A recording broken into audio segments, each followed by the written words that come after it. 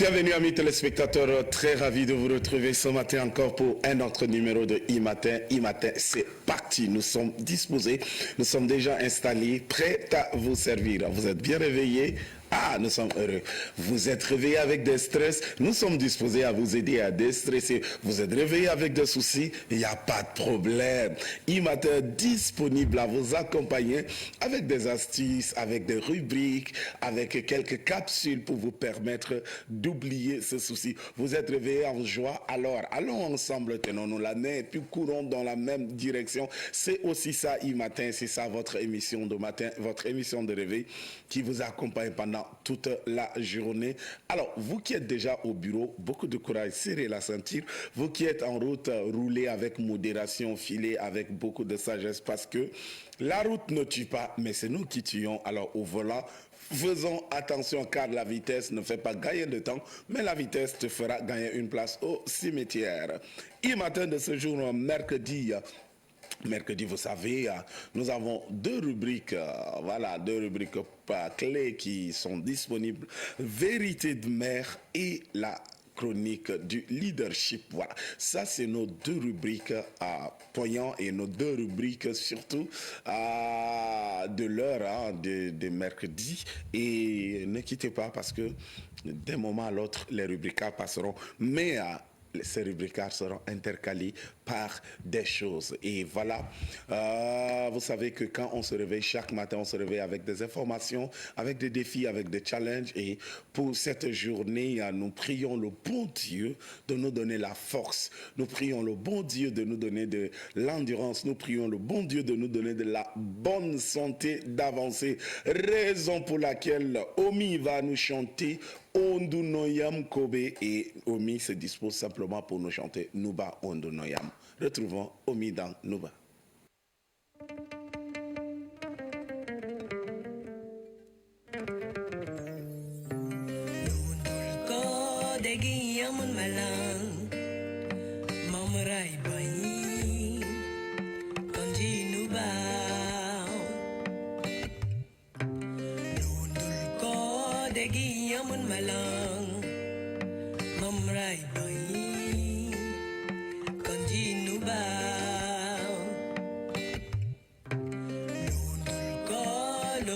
Jibringai mamrai bai kanji kobe o koriyama kobe mamnu kudoitu o koriyama kobe nuba Magakor kudoite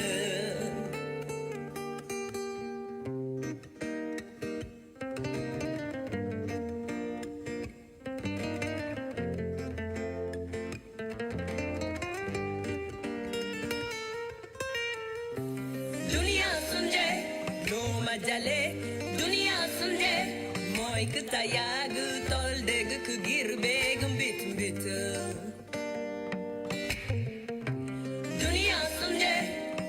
Majale dunia sunje moi ketayag tol deg ke girbe gumbit bita o korea mo kobe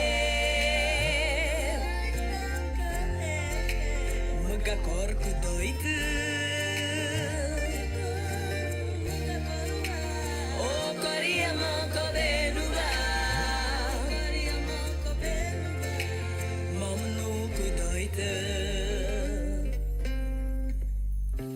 Luci ko deg guton daga malo Lutu kuku kuku wo Idin rayota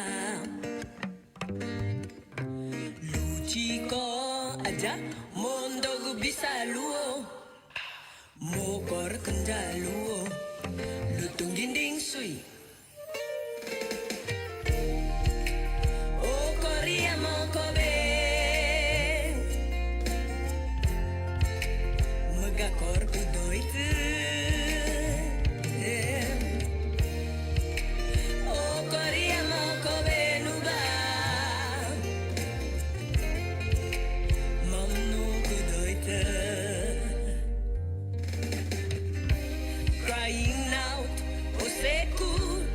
irédime tout. I'm crying out, je crie à toi, Daddy Kobe. I'm crying out, au secours, irédime tout. I'm crying out, je crie à toi, Daddy Kobe.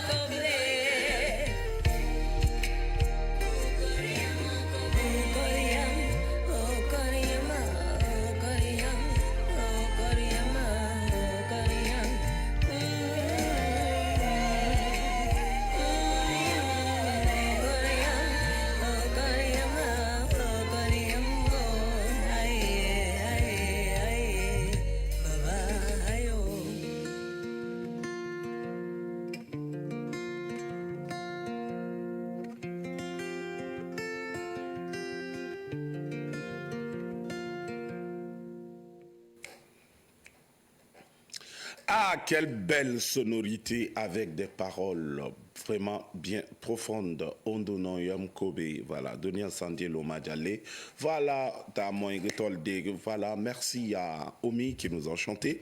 Merci à mes téléspectateurs. Si vous nous suivez à travers la page Facebook de l'émission, vous pouvez interagir. Aujourd'hui, nous allons aussi, en intercaler de chroniques, des rubriques, nous allons parler de ce qu'on appelle la désinformation. La désinformation. Qu'est-ce que c'est? Qu'est-ce que la désinformation fait? Où conduit la désinformation? Pourquoi la désinformation et comment lutter contre la désinformation? Aujourd'hui, nous allons nous poser ces questions et échanger autour parce que ces derniers temps, quand tu vas sur la toile, quand tu vas sur les réseaux sociaux, il y a tout et il n'y a rien d'information là-bas.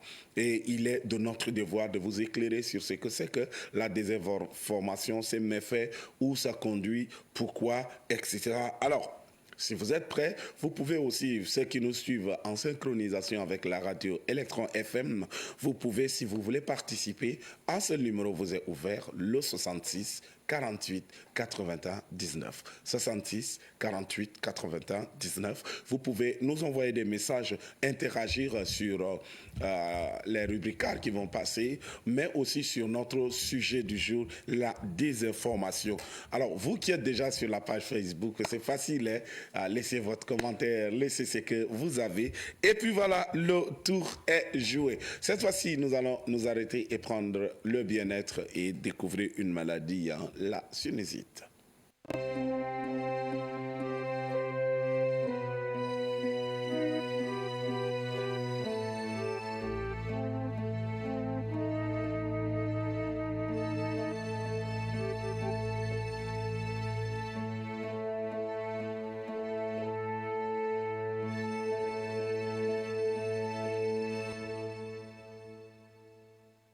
En cette période de canicule, les personnes souffrant de la sinusite vivent dans une situation de santé désagréablement compliquée. Les rhinopharyngites et les rhumes sont des grandes causes les plus fréquentes des virus responsables de ces infections respiratoires, provoquent une inflammation de la muqueuse du nez, dont la sinusite. La sinusite, c'est une inflammation aiguë ou chronique des sinus.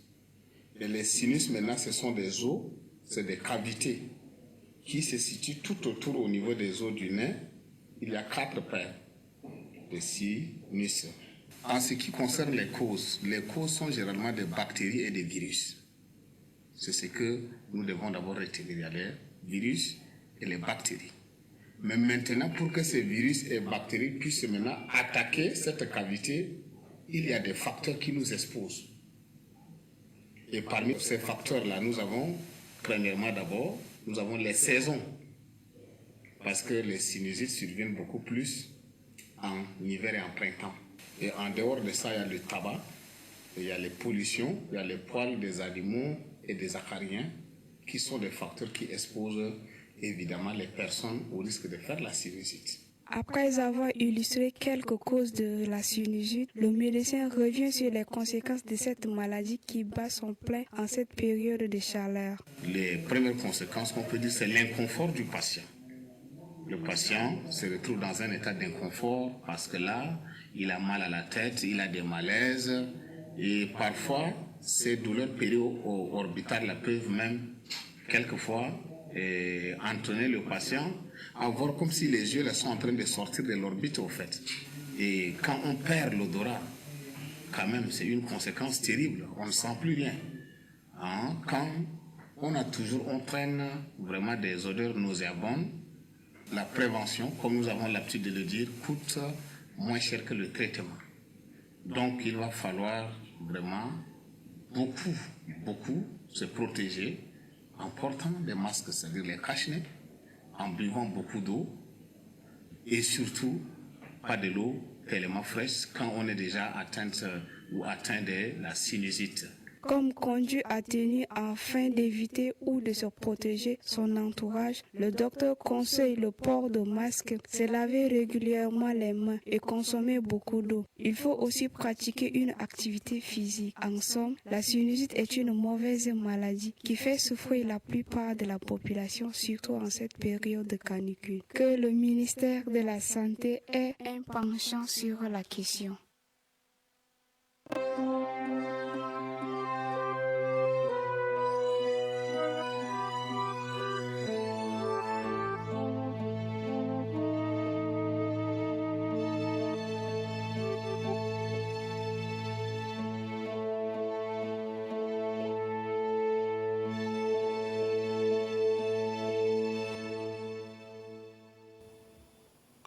La prévention coûte moins cher que le traitement. Alors, beaucoup de courage à tous ceux qui souffrent de la sinusite. Et voilà. En tout cas, beaucoup de courage à vous et les autres, ceux qui n'en ont pas, ceux qui ne sont pas attaqués par cette maladie. Vous pouvez prévenir, porter du masque, boire beaucoup d'eau, éviter des fumées. Voilà, les spécialistes a dit et je ne reviens pas dessus. Maintenant, tout à l'heure, je disais que nous allons nous entretenir sur ce qu'on appelle la désinformation. La désinformation, qu'est-ce que c'est? C'est quoi la désinformation? Alors, une petite définition pour vous. La désinformation est un ensemble de pratiques et techniques de communication visant à influencer l'opinion publique en diffusant volontairement des informations fausses, faussées ou biaisées. Le terme est distingué de la mésinformation qui consiste à diffuser une information fausse de manière involontaire. Donc, la mésinformation, c'est d'une manière involontaire qu'on circule. C'est d'une manière involontaire. J'apprends par exemple que voilà, quelqu'un est malade dans le coma et puis on m'appelle pour me dire, et voilà, dans les paniques, j'ai pas bien reçu l'information et pour moi, c'est que la personne est morte. J'appelle une autre personne pour lui dire, ah, on vient de m'informer que tel est mort. C'est d'une manière involontaire et ça, c'est de la mésinformation. Ça, c'est involontaire. On ne programme pas, on ne le fait pas volontairement. Mais la désinformation est faite de manière volontaire. C'est des techniques qui sont réunies et ces techniques visent à publier d'une manière volontaire des informations, des avis pour influencer l'opinion, pour influencer le public, pour influencer l'avis des gens, pour les conduire à telle ou bien pour les orienter, pour les mettre dans telle ou telle direction selon notre guise. Et la désinformation, vous savez, il y a des différences entre des informations, par exemple, une fausse information, une information faussée et puis une information biaisée. Une fausse information, c'est une information. Par exemple, aujourd'hui, on dit à quelqu'un que le Tchad est situé au cœur de l'Afrique. Ça, c'est la bonne information. Ça, c'est de la bonne information. Maintenant, une fausse information, dans ce sens, voudrait dire que le Tchad se situe à la tête de l'Afrique. Ça, c'est une fausse information. Ça n'a rien à voir avec la position géographique du Tchad. Maintenant, une information faussée, le Tchad serait... ou bien le Tchad se retrouve pratiquement au cœur de l'Afrique. Ça, ce n'est pas une bonne information. C'est faussé. Maintenant, une information biaisée, c'est la bonne information, mais on prend et puis on change juste un mot, ou bien on change juste un terme de la bonne information et on biaise l'information d'une manière, autrement dit, on dilue l'information de sorte à lui donner la direction qu'on veut ou bien pour atteindre, pour viser ce qu'on veut. Et ça, c'est dangereux. Une fausse information, une information faussée, une information biaisée ont toujours la même objectif qui est de manipuler l'opinion, qui est d'influencer l'opinion publique et ça crée beaucoup de problèmes. Alors, la désinformation n'est pas une bonne chose. Surtout pour ceux qui sont dans le secteur de la communication, les communicateurs, les communicants, les journalistes, les chroniqueurs, les reporters, tous ceux doivent travailler dans le sens à donner une bonne information. Tous ceux-là doivent travailler dans le sens à apporter une bonne information et non à apporter une mauvaise information. Alors, beaucoup de courage. Nous allons au fur et à mesure revenir aussi pour, dans les temps à venir, pour voir comment lutter contre la désinformation et où va conduire la désinformation. Mais avant d'arriver à cela, 7h49 a sonné et nous, on ne peut que disparaître et céder l'antenne pour les informations matin.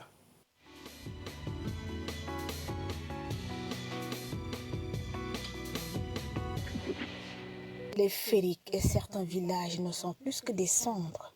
Plusieurs ont été entièrement brûlés, consumés par les flammes.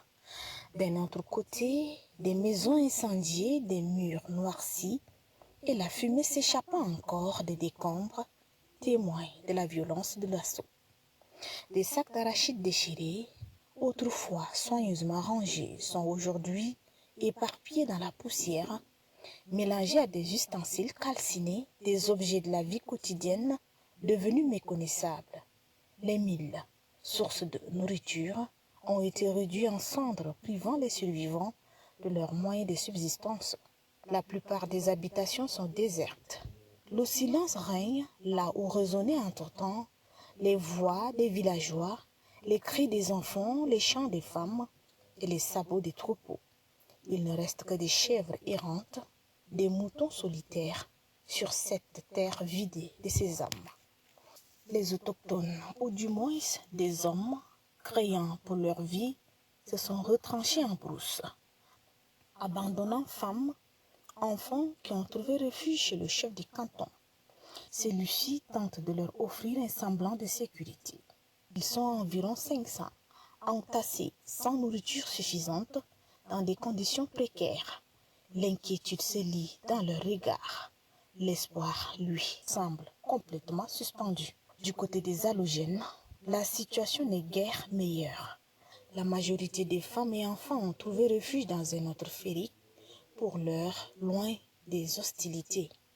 Ces familles vivent dans l'attente, coupées de leurs moyens de subsistance, plongées dans une incertitude douloureuse. Colère, peur et tristesse marquent les visages des survivants. Chacun redoute de revivre l'horreur. Si les blessures physiques peuvent se soigner, les blessures morales et communautaires restent béantes. Les habitants des villages voisins fuient encore les lieux, créant une résurgence de la violence ou l'absence de protection. Sur place, des forces de sécurité ont été déployées, mais leur présence reste symbolique face à l'ampleur du traumatisme.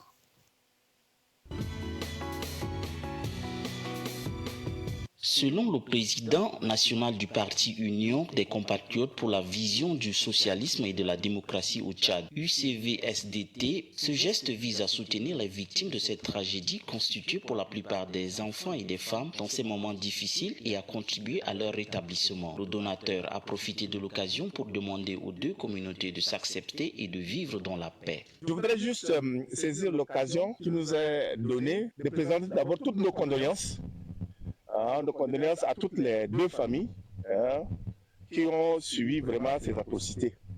C'est vraiment inhumain. Et quand nous vivons ensemble, il faut qu'il y ait vraiment l'entente, la paix et la cohésion entre nous. La terre là, nous allons un jour le laisser et puis partir auprès de Dieu. Personne ne va rester ici définitivement sur la terre. Et il faudrait que nous qui sommes ici, nous soyons vraiment des messagers de paix et le salut auprès des uns et des autres afin que de telles situations ne puissent plus se reproduire dans notre village, dans notre territoire, dans notre pays. Et je tiens aussi à exprimer toute nos reconnaissances aux autorités militaires qui veillent jour et nuit sur ce village. Vraiment, c'est très difficile, surtout avec la saison de pluie, mais ils sont là pour apporter leur soutien. Et je crois que vraiment, vous devez les remercier. Les bénéficiaires ont exprimé leur profonde gratitude pour la générosité envers eux. Ils appellent les bonnes volontés à emboîter les pas et à soutenir leur cause. Nous remercions M. le Président qui nous a amené la aide sur notre parents qui sont commis dans le problème. Et nous, les éleveurs, agriculteurs, nous condamnons à vivre ensemble. Ce qui est passé hier, on va dire que c'est les chétans. Donc nous demandons au Dieu, prier au Dieu qui nous évite ce problème. Jere to do uyu ya tel jarsi tel merci ya bata woni unji je do siriba ya ji déplacer je tab je khagdo je jusqu'à bay de inga je si il je ne se arti kareji la ne se do me be je lam da to ne da ga uyu ya ga do merci ya ma tel ma marsi dam de ji kare iraji tamaje ya ga basi da kare ala gol comité gu jonole artel dom na ka ji de maje.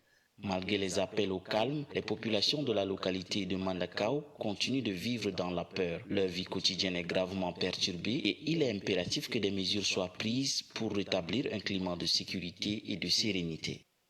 Financée à hauteur de 256,6 millions de dollars par la Banque mondiale au Tchad, cette journée porte ouverte a été organisée par le ministère de la Santé publique et des Préventions dans le cadre du projet de renforcement de la performance du système de la santé au Tchad. Cette journée porte ouverte a vu la présence du ministre de l'Élevage et de la Production animale représentant le ministre de la Santé publique et des Préventions, Dr Abdelmadjid Abderrahim, des représentants des grandes institutions du Tchad, les corps diplomatiques nationaux et internationaux, le représentant de la Banque mondiale au Tchad, Racine Bertef, la représentante de l'OMS, Blanche Ania. Le coordinateur du projet, Thierry Toyna, dans son discours, fait un bref aperçu sur le projet avant d'exprimer sa gratitude pour la présence massive des uns et des autres à cette journée porte ouverte. Le représentant de la Banque mondiale, Racine Bertef, fait le bilan des réalisations de ce projet en ce terme.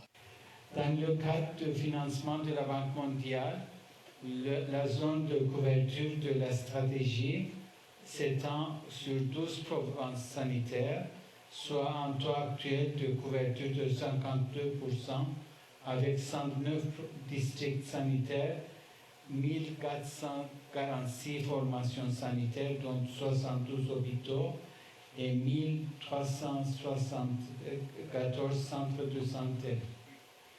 Le ministre de l'Élevage et de la Production animale, professeur Abderrahim Awad Abteib, n'a pas perdu de vue les services vitaux du projet. Ce projet n'est pas un projet comme les autres.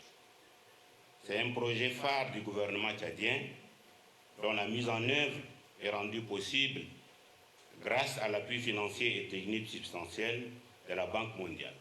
Mais au-delà de ces services vitaux, le PRPPS est également conçu pour nous permettre de fournir une réponse immédiate et efficace en cas d'événement d'urgence éligible, démontrant ainsi sa capacité à s'adapter aux défis sanitaires imprévus. Pour avoir une idée sur les réalisations du projet, une présentation narrative était faite par le responsable de suivi et évaluation, Alfred Asmal, jetant les bases sur les 4 composantes du projet, dont le renforcement du financement basé sur la performance, le renforcement des capacités des prestataires de services, gestion du projet et vérification des résultats, la composante d'intervention d'urgence. Notons que ce projet a couvert 8 provinces du départ et la performance actuelle atteint 12 provinces du Tchad.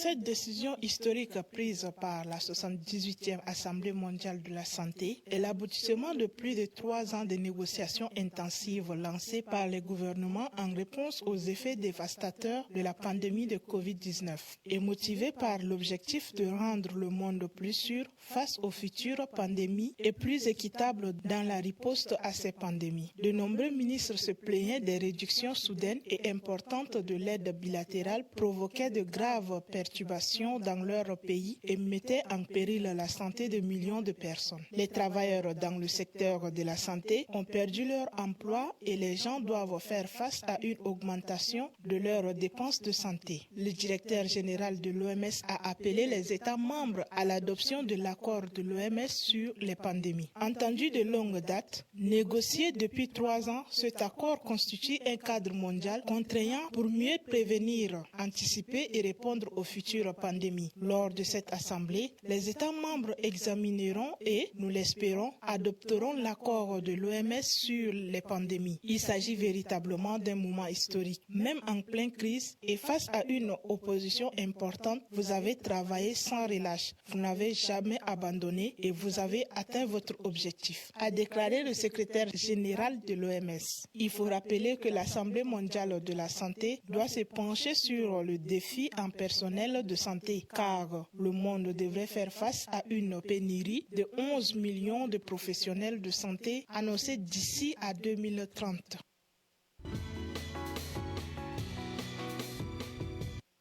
تعد بذور السمسم من أغنى المصادر بالعناصر الغذائية وفقا لخبراء التغذية، إذ أنها تحتوي على البروتينات والألياف والفيتامينات بالإضافة إلى معادن مهمة مثل الكالسيوم والمغنيسيوم والحديد. كما أن السمسم يتميز بمضادات الأكسدة التي تساهم في الوقاية من العديد من الأمراض المزمنة وتعزز من مناعة الجسم. وأيضا لا تتوقف فوائد السمسم عند حدود الصحة فقط، بل إنها تتجاوز إلى الطب التقليدي أيضا، حيث يستخدم منذ قرون في إفريقيا. كما يعرف أنه مصدر قوي للطاقة، مما يجعله مناسبا للأنظمة الغذائية في المناطق الريفية التي تعتمد على أغذية طبيعية تمد الجسم بالنشاط والحيوية. يعد السمسم في الآونة الأخيرة محصولا اقتصاديا نقديا ورئيسيا في دول عدة مثل بوركينا فاسو ونيجيريا وتشاد ومالي والسودان، حيث تصدر أفريقيا نسبة كبيرة من إنتاج السمسم إلى آسيا وتحديدا إلى دولة الصين الشعبية، إضافة إلى بلدان الشرق الأوسط، إذ يساهم في تحفيز الاقتصادات المحلية ودعم المجتمعات الزراعية. هذا وللتذكير فإن نبات السمسم ليس مجرد بذور تضاف إلى الطعام فقط، بل هو عنصر غذائي واقتصادي يجسد توازن الطبيعة بين الصحة والتنمية. لذلك يلعب نبات السمسم دورا كبيرا في حياة الأفراد والمجتمعات الزراعية.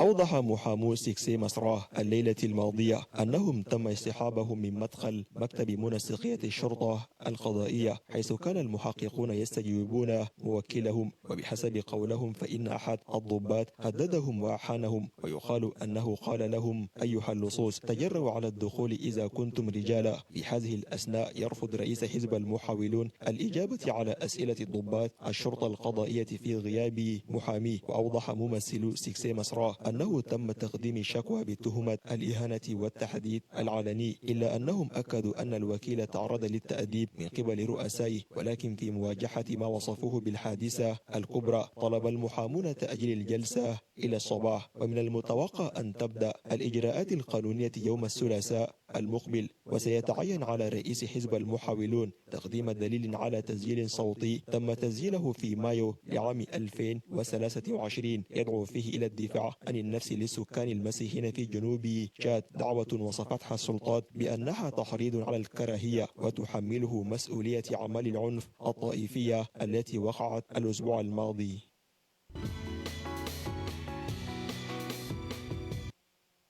L'inauguration du stade Mandiafa représente un tournoi majeur pour le sport tchadien. Il s'agit du plus grand complexe sportif jamais répondant pleinement aux normes internationales. Situé à N'Djamena et dans la commune du 7e arrondissement, ce stade ultra moderne marque une avancée significative pour la pratique et la propagation du sport au Tchad et particulièrement du football. Aujourd'hui, c'est autour du stade olympique de Mandiafa, récemment baptisé au nom du feu maréchal Idriss Déby Itno, que se concentrent les regards. Un lieu symbolique, porteur d'histoire et d'espoir. Mais les avis sont partagés, surtout en ce qui concerne les attentes de la population. C'est une joie pour nous d'avoir ce genre de stade et on espère qu'avec ce stade, on fera beaucoup de progrès, voir l'équipe nationale qui va évoluer et le championnat national aussi qui va se dérouler ici. Alors nous espérons avoir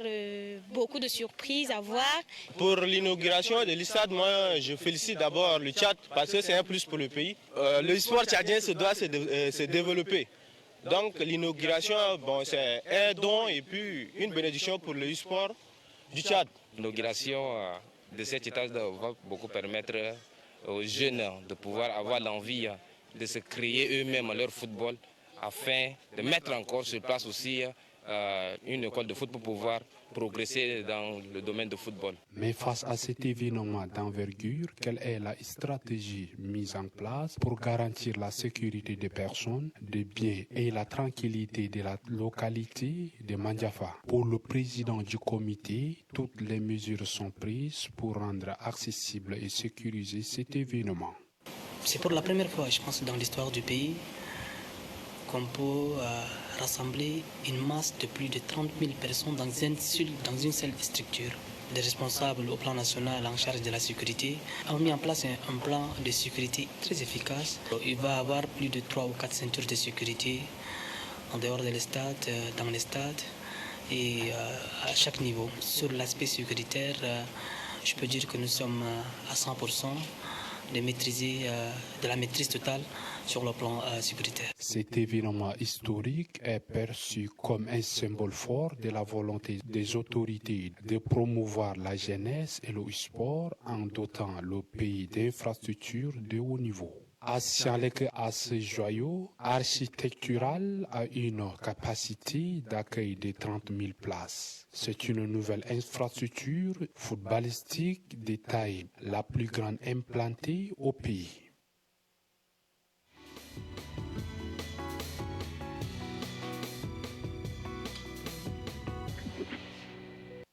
Merci pour les bonnes informations que nous venons de recevoir. Ce ne sont pas des désinformations, étant donné que nous sommes en train de parler de la désinformation. Alors, voici quelques défis de la désinformation.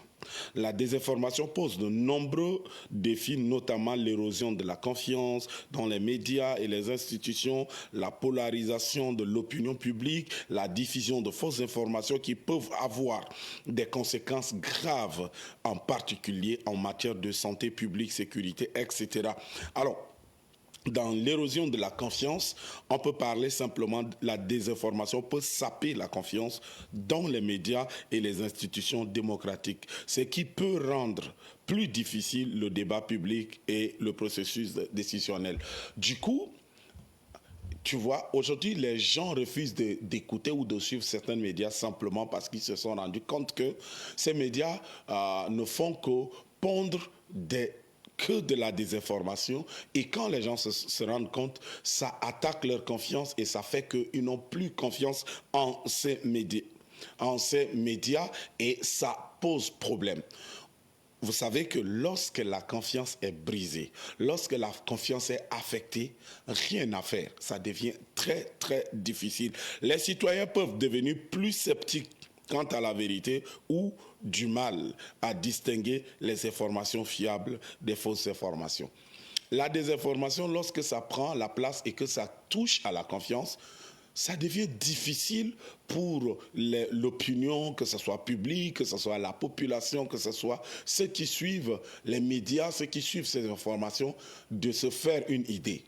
Parce que ça sape leur confiance, ça attaque leur confiance. Ça fait que on peut dire, mais hier ils nous ont dit ça, mais on s'est rendu compte qu'aujourd'hui c'est pas ça, et demain ils vont nous dire la même chose. Et du coup, ça sape vraiment la confiance, et le point 2 qui va nous permettre de chuter et revenir après la polarisation de l'opinion publique.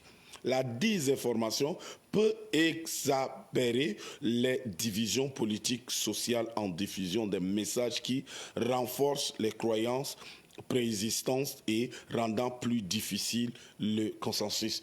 Et je peux vous dire et je peux vous affirmer qu'actuellement nous sommes dans cette partie-là, la polarisation. Aujourd'hui, quand tu vas sur Facebook, on a tellement d'informations, on a 1001 informations, mais toutes ces informations vont dans le sens de repli identitaire, repli ethnique, repli ceci, régional, etc. C'est parce que tel est tel qu'on n'a pas dit tel, c'est parce que tel est tel qu'on n'a pas dit tel.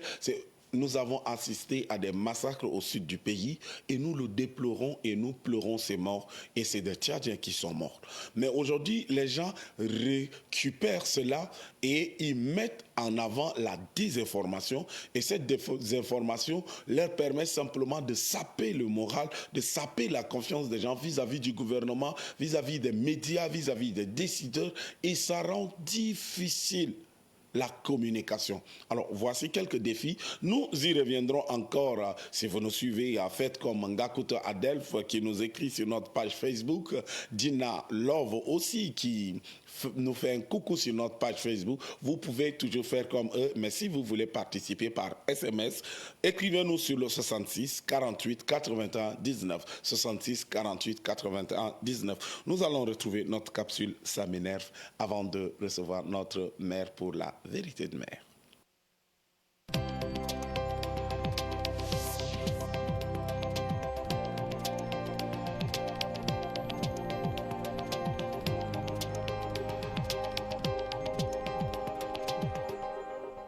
شغل كتير في بونغور ده ما يروق ده يعني اجي هجو فوقه شوماش ناس ده قاعدين كده ما انهم تعبانين حكومه قاعد ما يجي لهم اجل ده كلام ده كيف كتان كمام كتير قاعد شركه ما في بونغور تعبان ها بونغ ده كله ما يكومنسي شغل ده ناس يسوق كيف. Ce qui m'énerve beaucoup au Tchad, c'est le problème de la sécurité routière. Il y a certaines personnes qui ne respectent même pas le code de la route et puis c'est ce qui crée aussi des accidents. Donc c'est ça qui me choque. Il y a beaucoup de choses qui énervent au Tchad. Par exemple, la défécation à l'air libre. Devant ma concession, personnellement, c'est un terrain vide, en pleine ville, que les gens, les petits-enfants qu'on les enseigne le Coran là, ils sortent, ils défectent là pendant la récréation. Et les formateurs les regardent sans réagir. Il me fait mal ici à Bangor. J'ai vu que les jeunes de Bangor ne veulent pas fréquenter, aller à l'école. Ils sont seulement au quartier. Et les gens défectent partout. Cela apporte la maladie aux citoyens. Il y a aussi quelque chose qui me fait mal. Il y a les jeunes filles. On ne les marie pas légalement. L'enlèvement des jeunes filles, soit disant que c'est leur culture, leur pratique, cela n'est pas bien. Donc moi, ça ne me plaît pas. Je veux que l'État fait quelque chose pour ça, pour ces jeunes filles qui souffrent.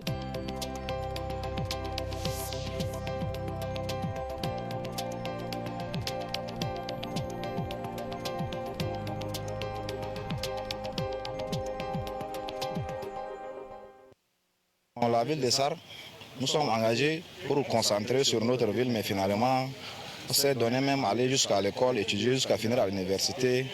Mais il n'y a pas quelque chose qui nous aide comme ça. On est là en train de traîner ici en ville comme ça et puis ça n'a pas de sens. Surtout la ville de Sarre en global, là, ça n'a pas à tenir carrément. Nous sommes là nombreux comme ça, sans faire quelque chose.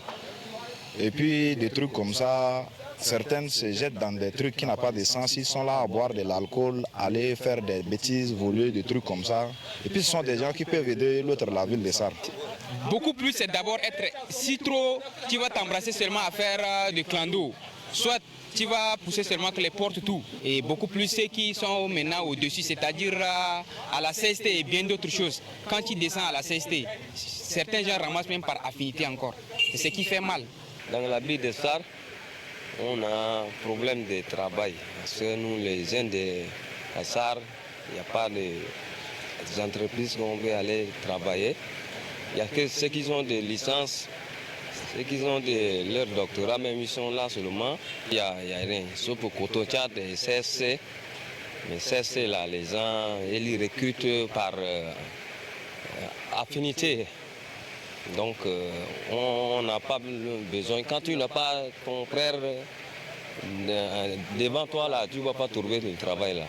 L'emploi d'ici dans le Mandjari, principalement à Sarr, c'est vraiment, même si c'est faire un gardiennage, c'est mieux que de l'autre. Parce que les employeurs, ils recrutent leurs employés, mais ils ne les traitent pas en bon rang, quoi. La situation des jeunes, là, est-ce qu'il n'y a pas une prise en charge pour nous, les jeunes? Les jeunes, là, on se tracasse par-ci, par-là. Celles qui se débarrassent pour trouver en quoi pour manger, là, elles font. Et celles qui ne peuvent pas faire la commerce, là, elles se lancent aussi dans des débauches comme ça pour pouvoir trouver quoi manger. Donc, ce n'est pas du tout normal. S'il y a une association qui peut s'en occuper des jeunes, qui peut regrouper les jeunes pour les former et puis leur permettre de briller, ce sera encore mieux. Nous, on ne veut pas travailler, certains qui ne veulent pas travailler, qui sont là dans des quartiers au nom de leur diplôme. Donc, je lance cet appel à l'endroit des jeunes qui même cherchent à travailler, tel que dans mon bureau Clando. J'ai des jeunes qui ont des Master 1, des Master 2 qui sont en train de travailler. Et pourquoi ne pas travailler et attendre de l'État? Donc, j'espère que la ville de Komra, c'est une petite ville. Il dépasse ça. Parce que les jeunes de Komra travaillent. Et chez nous, c'est le contraire, on ne veut pas travailler. C'est ça. Nous sommes allés de Bangor, nous avons atterri à Sarr et aussi à Komra. Donc, amis téléspectateurs, c'est un peu ça, ça m'énerve avec parole aux citoyens, jumelé, combiné. Voilà. Et puis, voilà, nous sommes là. La fonction publique ne peut plus maintenant enrôler tout le monde. La fonction publique ne peut plus prendre tous les jeunes. Alors, les jeunes, nous sommes obligés de nous battre. Nous sommes obligés d'entreprendre. Nous sommes obligés de générer. Nous sommes obligés de créer. Le Marshal P, à son âme, a dit qu'il a besoin de la jeunesse qui ose. Alors, osons. Repartons à la terre, parce que la terre ne nous trahit pas. La terre ne va pas nous renvoyer. Merci. Cette capsule nous a permis de recevoir sur le plateau notre chroniqueuse de vérité de mère, que nous allons simplement la saluer juste après le jingle. Une mère doit aimer son enfant plus que tout, mais pas seulement. Cette femme qui a reçu l'éducation familiale, qui a reçu aussi l'éducation intellectuelle. La sexualité dans le couple et la sexualité des jeunes. Et quelquefois, c'est aussi la faute des hommes qui poussent les filles ou bien leurs femmes.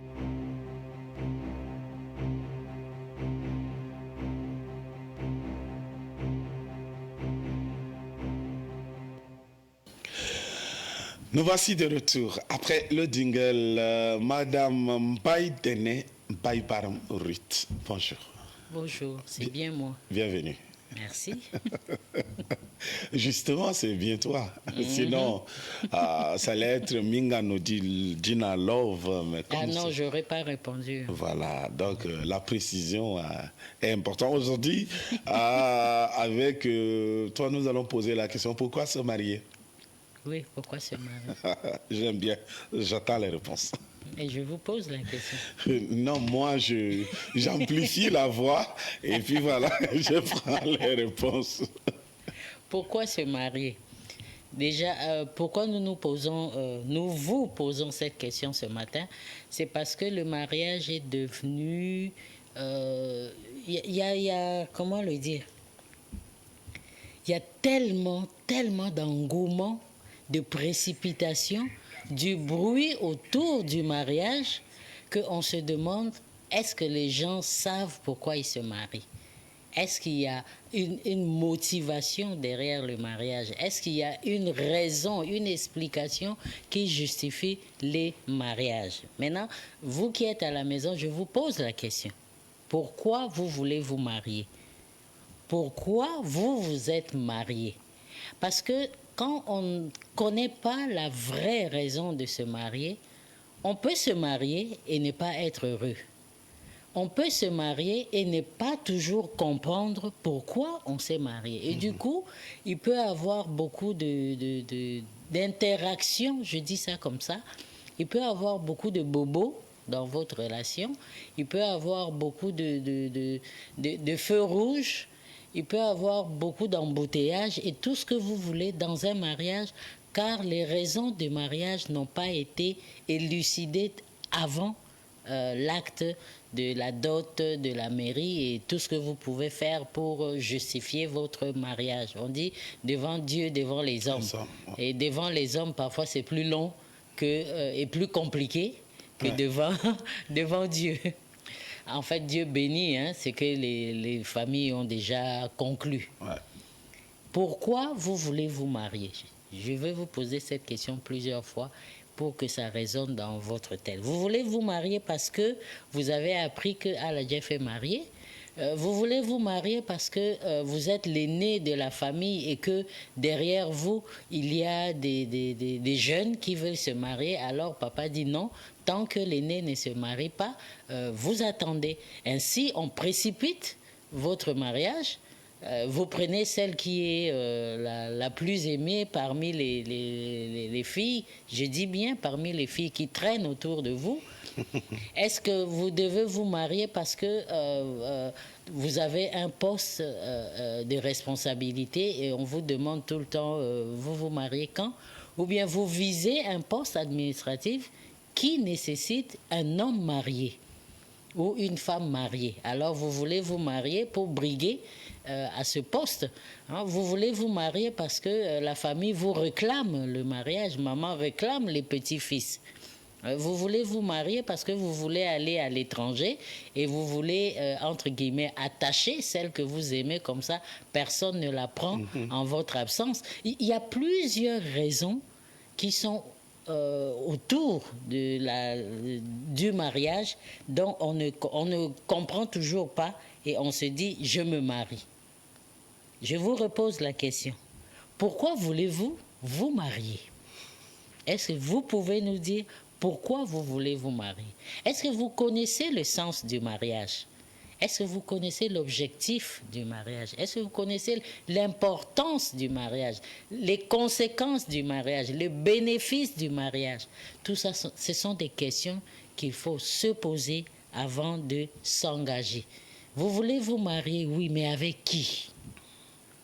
Celle la plus belle, la plus mince, la plus, entre guillemets, grosse, la plus intelligente, la plus instruite, celle que tout le monde convoite et vous voulez jouer au loto et gagner pour qu'on sache que c'est vous qui avez gagné la plus belle fille d'une N'Djamena, par exemple. Pourquoi voulez-vous vous marier? C'est quoi le mariage? Selon le dictionnaire, le mariage, c'est une étape importante dans la vie du couple. En plus de permettre un engagement éternel, le mariage offre un cadre propice à l'arrivée d'un enfant. Sans commentaire. Ça, c'est Google, excusez-moi. Être entre stabilité, amour et responsabilité, les deux parties seront plus aptes à accueillir un enfant. Vous avez écouté, j'ai lu, je n'ai pas dit. J'ai lu, c'est l'intelligence artificielle qui dit cela. Quelles sont les bonnes raisons de se marier? Est-ce que vous vous êtes assis avec celle que vous voulez épouser pour calculer? Bon, nous avons entendu parler de l'enfant. Est-ce que c'est parce qu'elle est enceinte que vous voulez faire vite? Comme ça, l'enfant naît dans le mariage? Pourquoi voulez-vous vous marier? Est-ce que vous voulez seulement officialiser une relation? Pour certains, ils sont ensemble depuis la seconde. Et puis, je peux aller là-bas, elle peut venir chez nous et tout le monde la connaît. Maintenant, on dit, bah, officialisons la chose et puis voilà quoi. Quelles sont les raisons pour se marier? Est-ce que c'est parce que je veux porter une robe blanche? Tout le quartier saura que je me suis mariée. Il y aura des you-you dans toutes les langues, dans tous les tons, dans toutes les notes. Dans toutes les intonations. Toutes les intonations. Donc, en alto, en soprano, en ténor. Est-ce que c'est les you-you qui m'intéressent? Mais moi, peut-être vous couper, peut-être brièvement. Moi, je me demande pourquoi même, pourquoi les gens portent, les femmes en général, dans le mariage, portent toujours une robe blanche. Et pourquoi l'homme doit toujours porter une veste. Ça, c'est quelque chose que je ne comprends pas jusqu'à aujourd'hui. Bon, je vais poser la question à la personne qui a posé la question. Tu t'es marié en quelle tenue? J'avais porté une veste. Pourquoi? Parce qu'on te l'a imposé. Tout le monde porte veste pour aller à la mairie. J'ai porté une veste.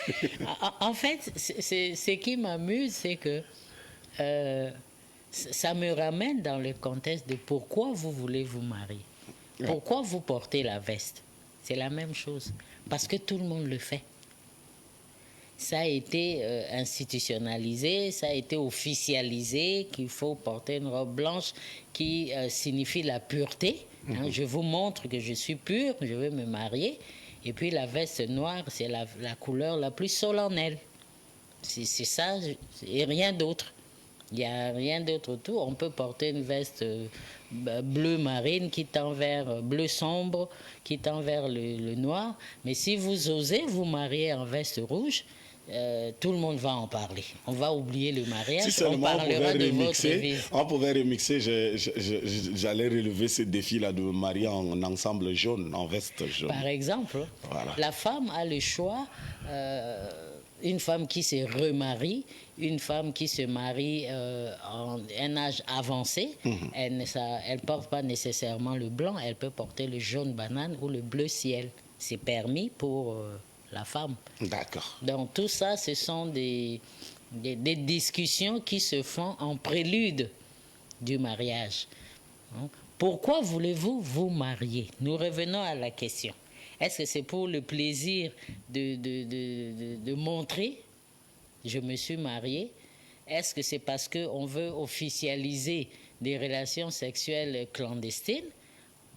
Peut-être. On est fatigué d'aller se cacher. Maintenant, on se marie, comme ça tout le monde sait. Et puis bon, voilà. Hein, il y a plusieurs raisons, mais quelle est la raison pour vous? Quelle est la raison pour laquelle vous, spécialement, vous voulez vous marier? Est-ce que c'est pour constituer un cadre de vie stable? On le pense, mais est-ce que tous les mariages sont stables? Stables pour qui? Pour le couple, pour les parents ou pour l'éducation des enfants? Est-ce que vous vous êtes posé cette question?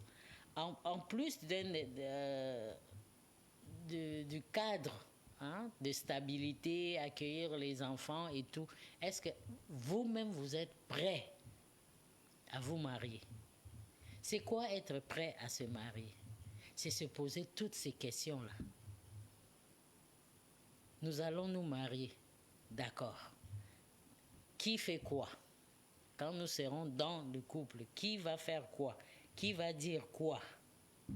Nous avons reçu récemment un juriste qui nous a dit qu'il existe, la loi donne l'opportunité d'avoir un contrat de mariage. C'est-à-dire, vous allez chez le notaire, vous lui dites, moi je paye le loyer, elle paye l'électricité, moi je vais au travail, lui il s'occupe des enfants. C'est-à-dire, vos projets, votre manière de vivre, vous mettez sous papier, vous allez chez le notaire, il vous arrange ça et le jour où vous allez à la mairie, vous l'apportez.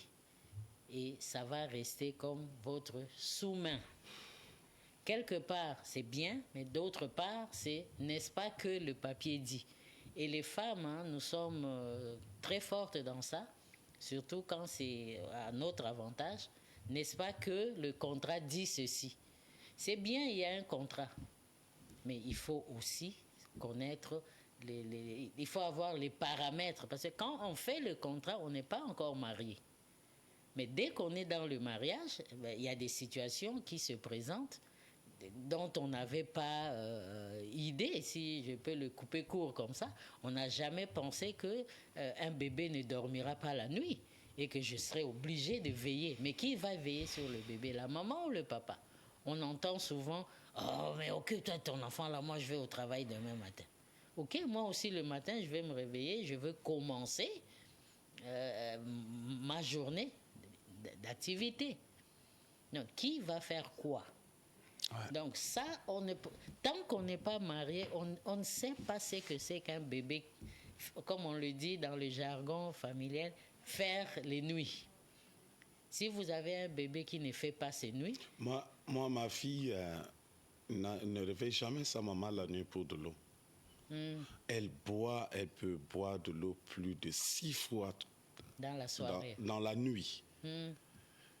Mais c'est toujours moi qu'elle réveille. Elle est à côté de sa maman, elle saute sur moi, elle te tape comme ça. Tu te lèves et dis, elle veut boire de l'eau. Tu vas lui servir 5 minutes. Donc. et elle ne sait pas que le matin, tu vas venir faire la matinale.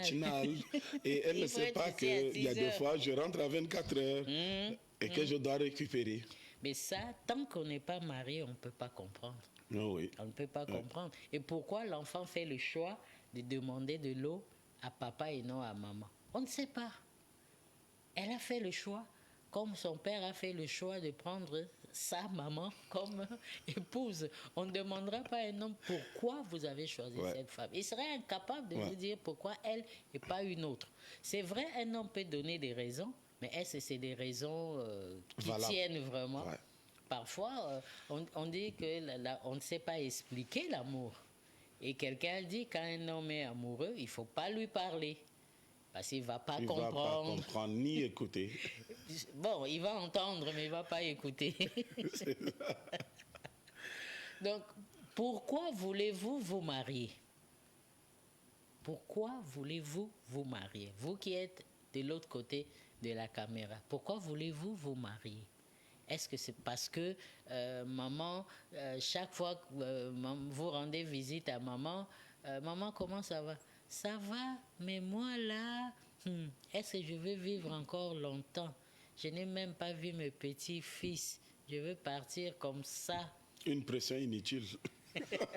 Franchement, moi j'appelle ça une pression inutile. Ne dites pas ça à une mère.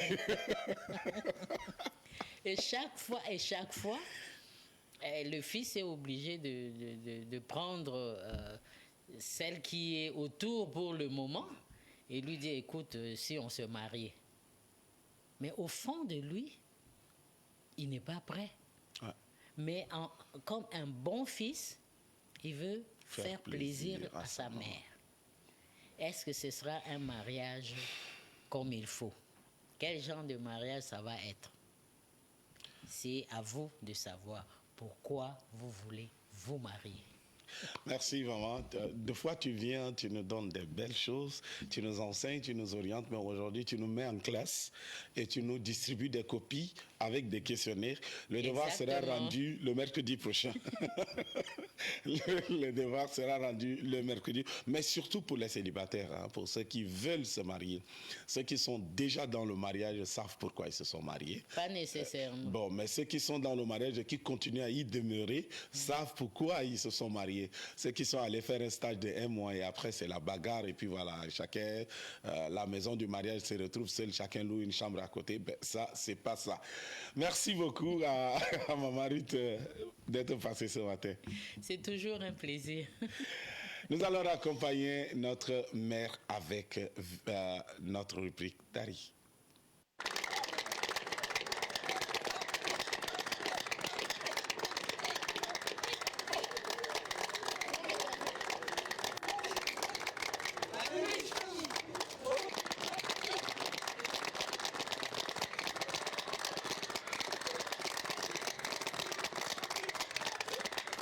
Mesdames, Messieurs, amis téléspectateurs, nous sommes dans la province du Chari-Baguimi. Comme vous pouvez constater, je suis avec la maman. Assalamu alaikum, maman. Alaikum assalam. Comment va? Machallah. Quel festival? Festival, alhamdulillah. Festival kois. Wagadash da adinana. Darna jimna. Masar. Jigari. Dukun. Arte. Wijili. Nabat, Ful, Lupia, Daraba, Amuleke, Ambuno, Akarkanje, Dinamkur, ada Sokojina, Esibagari. Subas guide. Mayema Fishari Bagramas. Villa, Harkul Fila, Kinda Hanadarnavas. Saye, Nahara Shakir Bagram.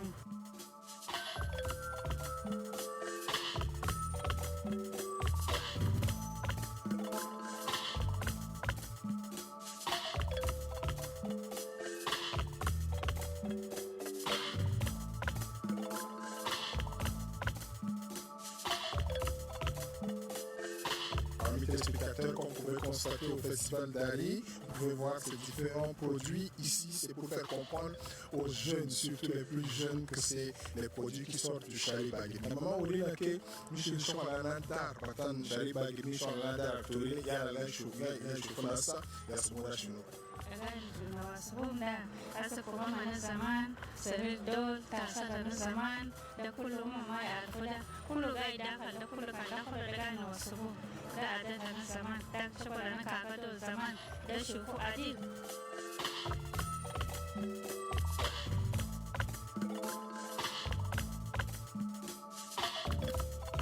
Amis téléspectateurs, dans cette découverte, Capsule d'Ali qui vous fait découvrir toutes les merveilles du Tchad. Et là, nous sommes dans cette maison où nous sommes chez Sultan. C'est la maison de nouveau mariés, n'est-ce pas, maman? Voilà.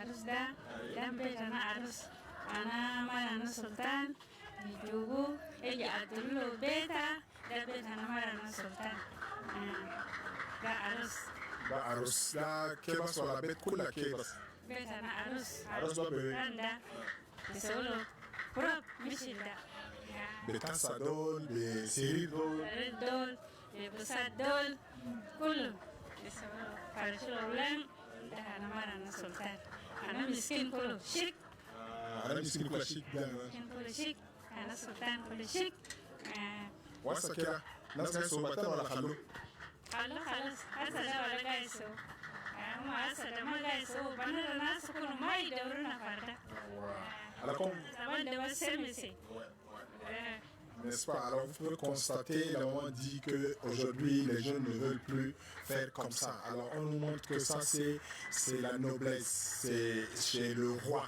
Mais aujourd'hui les jeunes pensent qu'il faut faire ce qui est aujourd'hui à la mode et qu'ils ne veulent plus ce qui relève de la culture tchadienne. Alors c'est Aïe Fatah Kebas.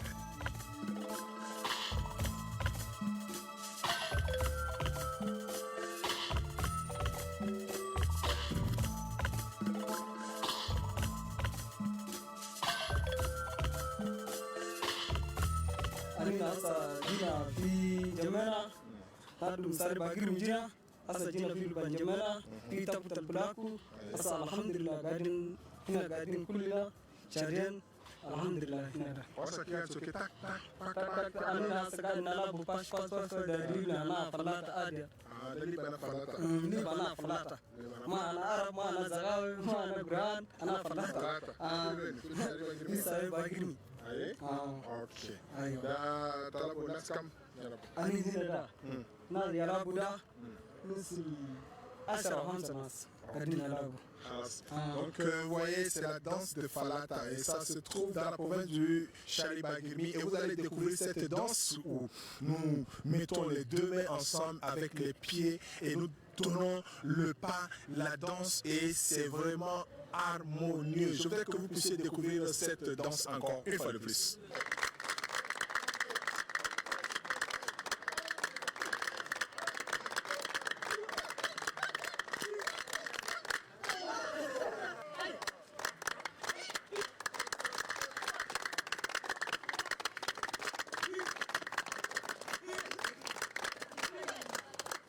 C'est comme moi j'ai dit, c'est pour vous montrer et c'est pour vous montrer la culture et c'est la culture tchadienne. Et comme nous sommes dans ce festival, dans ce village, nous allons continuer cette visite et nous allons vous faire découvrir encore les merveilles de Dari 6. Et ça se passe en Djamena dans le pays de Toumaï.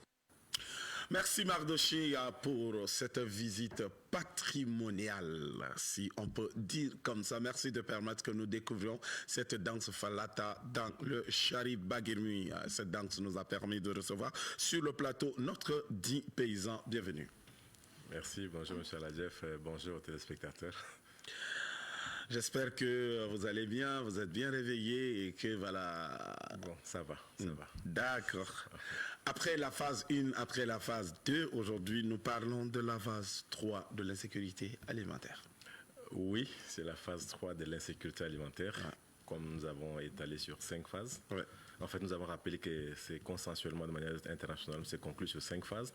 Il y avait la phase 1, l'insécurité alimentaire minimale, la phase 2, la phase de stress ou sous pression, ouais. Et la phase 3, qu'on appelle la phase crise. Ouais. Et il y a des éléments qui contribuent à phaser une zone dans cette phase crise. Et rappelons toujours que nous travaillons sur les 4 résultats. Les 4 résultats avec leurs indicateurs respectifs, surtout pour le résultat consommation alimentaire.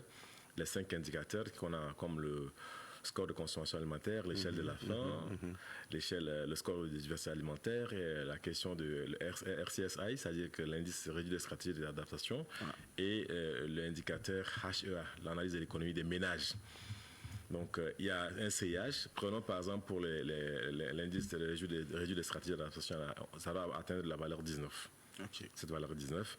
Pour le score de consommation alimentaire, on doit avoir une valeur qui est peut-être qui varie entre, pour les pauvres, ça fait 10 à 20, pour les pauvres plus limite, ça ce sont des termes techniques, pour les pauvres plus limite, ça fait 10 à 30, donc 30%. Donc c'est à ce niveau-là qu'on passe maintenant à pour le HA. Le HA, c'est qu'il faut avoir le déficit de protection des moyens d'existence doit être évalué à environ 80% et au moins 20% qui sont en déficit de survie. Donc vous voyez que là on arrive à 100%. Mais maintenant le score de l'échelle de la faim doit varier entre D et 3. La consommation alimentaire, c'est qu'on doit avoir la consommation, c'est 3 groupes d'aliments, en ce sens-là qu'on doit avoir pour pouvoir arriver à conclure. Et maintenant, en passant au niveau du résultat en fait, moyen d'existence, on voit qu'au moins 80% ont développé des stratégies de crise, pire. Et rappelons par exemple que parmi les stratégies de crise, nous avons parlé par exemple de la vente du bétail, une vente atypique à un certain niveau assez élevé en termes d'effectifs, ou bien encore la dépossession, c'est-à-dire qu'ils sont obligés de vendre les actifs productifs ou les biens matériels de la maison, tels que les charrettes, les postes radio, peut-être même les dernières femelles. Et ça, c'est l'un des éléments qui peuvent alerter, mais qui complètent seulement la liste si longue des éléments à considérer. On peut aussi prendre en compte, par exemple, le fait que les ménages n'ayant pas les moyens de pouvoir envoyer les enfants à l'école sont obligés de retirer les enfants de l'école, parce qu'ils n'ont pas la capacité financière de pouvoir supporter la scolarité des enfants. Donc voilà un peu quelques signes qui alertent qu'on est en train de glisser vers la phase 3. Ça, ce sont les éléments caractéristiques de l'élément moins d'essence et consommation alimentaire. Okay. Mais il reste encore des résultats. Les résultats secondaires qui sont la nutrition, et l'état nutritionnel et la mortalité. Maintenant, pour l'état nutritionnel, il y a des indicateurs. Il y a la malnutrition aiguë globale. Le taux doit varier jusqu'à entre 10 à 15. Et l'indice masse corporelle. J'ai été, une remarque m'a été faite la dernière fois par rapport au terme indice de masse corporelle. C'est-à-dire que vous prenez votre poids, votre masse, vous le divisez, la valeur vous la connaissez, vous le divisez par la taille élevée au carré. Donc si je pèse par exemple 80 kg sur la balance, je mesure ma taille, qui peut peut-être être estimé en termes de centimètres. Donc, je suis à peut-être 125 ou bien 140 centimètres. Je multiplie par cette même valeur, ça s'est élevé au carré. Donc, le rapport poids-taille permet d'avoir l'indice, le résultat permet de placer l'indice de masse corporelle. Et ça, c'est beaucoup plus mesuré chez les femmes enceintes et allaitantes. Par contre, la malnutrition aiguë globale, c'est pour les enfants de 0 à 59 mois. C'est-à-dire des enfants qui ont un âge inférieur à 5 ans. Voilà un peu comment on peut procéder pour avoir ces éléments d'indicateurs. Mais toujours est-il que les services techniques nous facilitent la tâche. Ils mènent des enquêtes assez étendues au niveau du pays. Donc, ils vous mettent à disposition ces éléments et ils arrivent à le faire. Maintenant, le dernier élément qu'il faudra considérer, c'est le taux de mortalité des enfants de 5 ans, de moins de 5 ans. Le taux de mortalité des enfants de moins de 5 ans. Il y a aussi le taux brut de mortalité qui est également en fait, estimé. Donc, dans ce sens-là, pour le taux brut de mortalité des enfants de 5 ans, on va prendre en compte que c'est 0,5 à 1. Pour une population de 10 000 personnes, on considère qu'il y a eu un ratio de 0,5 à 1 cas par jour. Maintenant, ça c'est pour le taux de mortalité. Maintenant, pour les taux de mortalité des enfants de 5 ans, on va parler de 1 à 2. OK. Vous voyez ça? Donc, quand ces cas interviennent dans la famille, dans la zone, on peut déjà mettre tous ces éléments ensemble pour conclure et dire qu'on est actuellement dans cette phase-là. Mais ce n'est pas statique. Nous voulons relever toujours que ce n'est pas statique, ça évolue et qu'à tout moment, la valeur peut changer. Et généralement, il y a des critères également techniques plus poussés qu'on utilise. Par exemple, en termes de considération des données, on prend en compte les données dont la validité. Il y a la validité et la temporalité qui contribuent à qualifier la fiabilité. Donc pour cela, les données qui sont plus vieilles de plus de 3 mois ne sont pas tellement si bien considérées. C'est-à-dire qu'à partir de 3 mois vers le bas, on les prend en compte. Mais quand c'est au-delà de 3 mois, des données qui sont assez vieilles, on suppose qu'il y a eu d'autres paramètres qui ont changé, donc on ne pourra pas vraiment considérer ça. Et pour l'état nutritionnel, toujours-il qu'il faudrait mettre le distinguo. Ce n'est pas systématiquement que la malnutrition peut être due exclusivement à la situation, la consommation alimentaire. Il y a également des pathologies. On parle par exemple des maladies telles que la rougeole, la méningite, ou bien encore même le paludisme, ou bien des infections, d'autres infections qui peuvent affecter, de sorte qu'en fin de compte, l'état nutritionnel puisse se dégrader. Donc il faudrait d'abord parler des causes de la malnutrition avant de le considérer pour mettre dans le paquet. Et un autre élément en termes de preuves indirectes, on parle par exemple de proxycycline. C'est en ce moment qu'on peut maintenant phaser un département, comme chez nous au Tchad, on considère l'unité d'analyse, ce sont les ménages dans un département, c'est le niveau 2. Donc parce que le niveau 1, c'est le niveau provincial, le niveau 2, c'est le niveau départemental. Mais maintenant, nous tenons à relever aussi que les données sur la malnutrition sont généralement données au niveau provincial. Donc ça considère même, si on doit un peu extrapoler au niveau départemental, ça se comprend dans ce sens-là. Et c'est une analyse technique assez poussée. Mais retenons en conclusion que lorsque nous sommes en phase 3, ça veut dire qu'il y a déjà des déficits de consommation qui sont signalés. Ça se traduit par la malnutrition aiguë sévère qui atteint des niveaux de malnutrition aiguë, qui atteint des niveaux assez préoccupants. Et donc, les ménages sont incapables de statuer leurs besoins de consommation, ou bien ils peuvent le faire de manière marginale, mais ils ne peuvent pas le faire sans pouvoir faire recours aux stratégies de crise. Et nous avons cité quelques-unes des stratégies de crise, comme quoi la dépossession, ou bien aller dilapider leurs biens, leurs actifs productifs, aller peut-être retirer les enfants à l'école parce qu'ils veulent prioriser la consommation alimentaire, aller peut-être vendre les femelles, les dernières femelles qu'ils ont, qui sont leur espoir. Oui. Parce qu'ils peuvent vendre les mâles, mais généralement quand on aime vendre les femelles, que ce soit pour les pasteurs, les ménages pasteurs, les ménages agro-pasteurs, dans les zones rurales, généralement, le dernier point de l'épargne pour ces ménages-là, quand ils disposent d'un petit noyau d'élevage, ça veut dire que c'est l'espoir final. Ouais. Mais maintenant, quand ils vendent les mâles, ça pourra se comprendre encore. Mais quand ils se séparent de ces femelles, qui sont des génitrices, à partir de ce moment, la situation est en train de s'empirer. Le cours est assimilé. J'espère que vous avez compris comme moi, parce que moi, je suis resté suspendu aux lèvres du paysan. Comment on peut avoir un paysan très intelligent, maîtrisant des calculs, des domaines élevés au carré, surtout lorsqu'il dit élevé au carré, moi je dis, et moi encore, X au carré est venu me rattraper, parce que ça a toujours été mon problème au lycée. Mais bon, ça va. Mais vous pouvez le faire à la maison. Vous avez une balance, vous avez un ruban-mètre, vous pouvez savoir votre indice masse corporelle. Justement, je connais. Pour vous personnellement. Je connais mon poids, je connais ma taille. Voilà, maintenant vous prenez la valeur de votre poids. Et vous le placez au numérateur à l'école primaire. Maintenant, vous prenez la taille, vous l'élevez au carré, vous avez la valeur de la taille multipliée par cette même valeur, vous avez la valeur au carré. Maintenant, vous prenez le poids, vous le divisez par la taille au carré, vous avez déjà l'indice masse corporelle. Donc, il y a des seuils également. Quand est-ce que vous atteignez l'obésité? Est-ce que c'est une question d'émaciation? Je pense qu'il y a des valeurs par rapport à ça. Je pense que je ne vais pas quand même arracher aux nutritionnistes leur domaine, mais c'est un peu une contribution pour permettre de pouvoir le faire à domicile simplement. Merci beaucoup de nous avoir éclairé sur la phase 3 qui est la phase crise. Pour ceux qui suivent bout à bout, ils comprendront mieux. Mais pour ceux qui suivent comme ça, ils disparaissent, ils reviennent, ils disparaissent, ça va être très compliqué. Merci à notre digne paysan, surtout, c'est toujours un plaisir. Le plaisir est partagé. Nous allons vous raccompagner avec une musique. Merci. Tous les diplômés sans emploi. Cherchez encore. Les militaires sont comme je suis jeune, très petit. J'ai des problèmes plus forts que moi.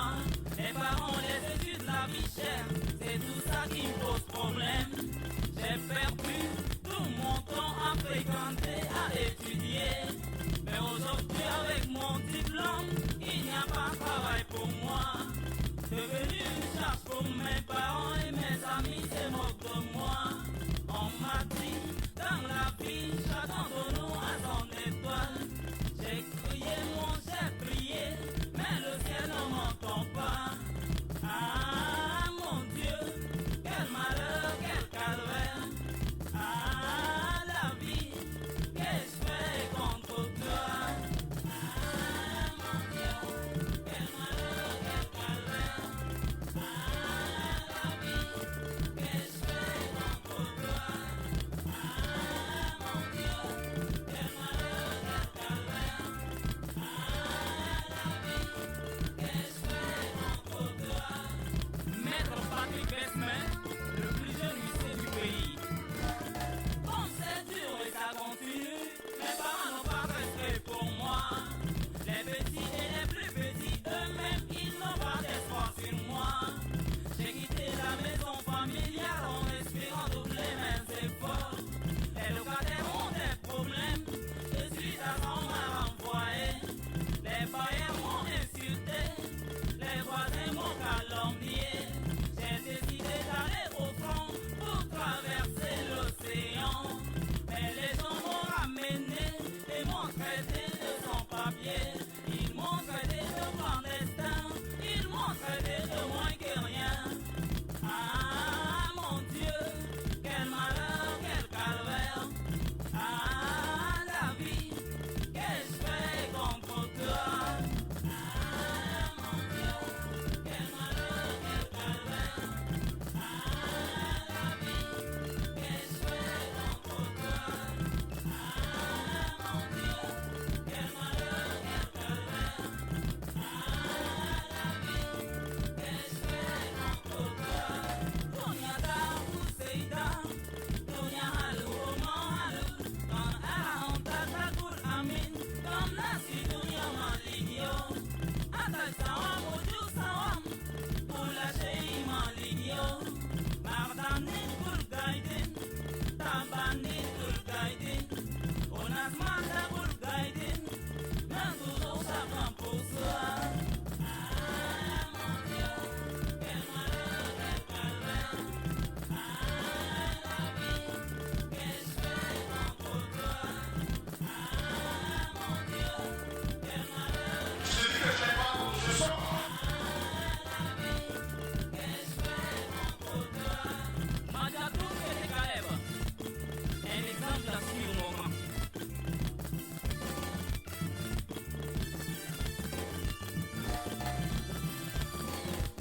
Ce que nous voyons sur le visage des gens n'est pas forcément le reflet de leur cœur. Armand Alitabio, merci pour tes conseils. La trace le manque de Moïtala. Écoute ça mon frère.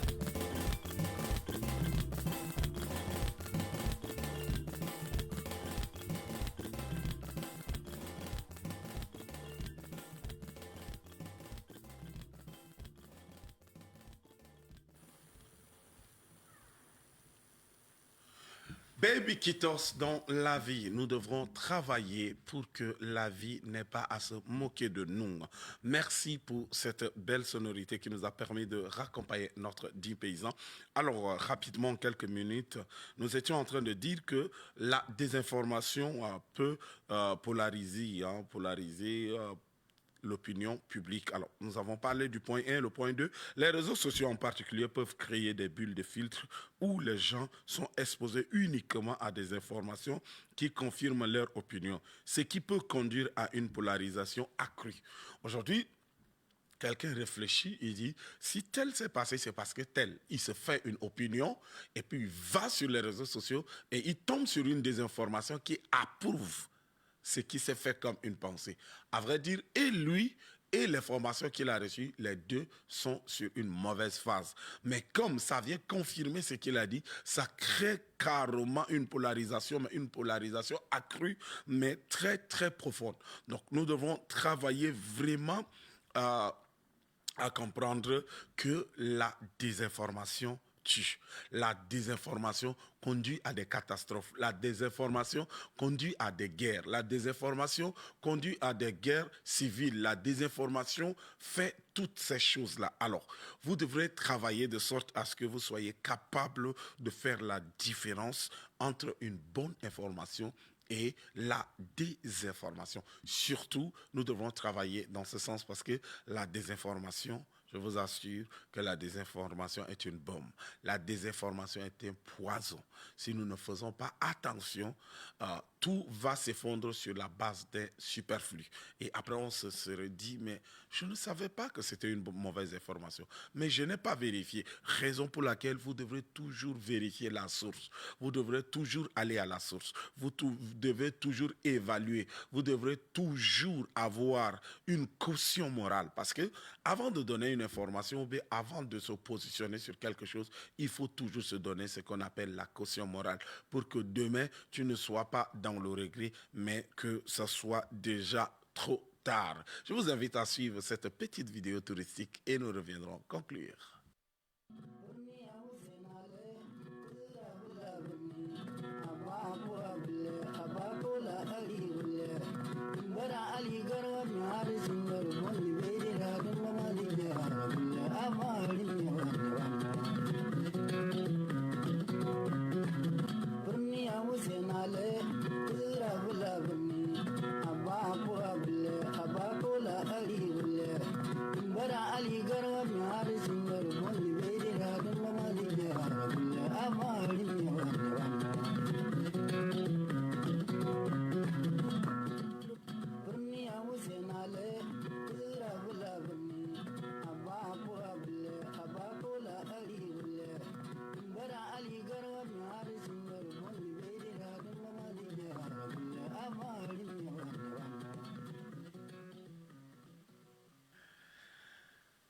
C'est notre beau pays, le Tchad. C'est le plus 235, c'est le bleu, jaune, rouge. C'est l'unité travail-progrès. Vous savez que le Tchad est tellement beau. J'étais en train de danser quand je regardais ça. Je me suis dit, waouh, c'est chez moi. C'est mon pays, c'est ma nation, c'est mon patrimoine. Ah ouais, quelle fierté, quelle joie. Merci pour vous qui nous avez suivis depuis 7h30 via la radio Électron, via les réseaux sociaux, via ces écrans. Merci pour votre fidélité. Merci aussi d'être de notre. Sachez que la matinale, c'est votre émission. Mais avant de vous donner rendez-vous demain pour un autre numéro, je vous laisse simplement méditer sur cette citation de la vie. Les dangers de la vie font sa valeur. Le héros est celui qui relève les gants quand toutes les chances sont contre lui. Je reprends. Les dangers de la vie font sa valeur. Le héros est celui qui relève le gant quand toutes les chances sont contre lui. Alors, battez-vous pour réussir, battez-vous pour vos visions, battez-vous pour vos convictions et Dieu va vous bénir. Au revoir.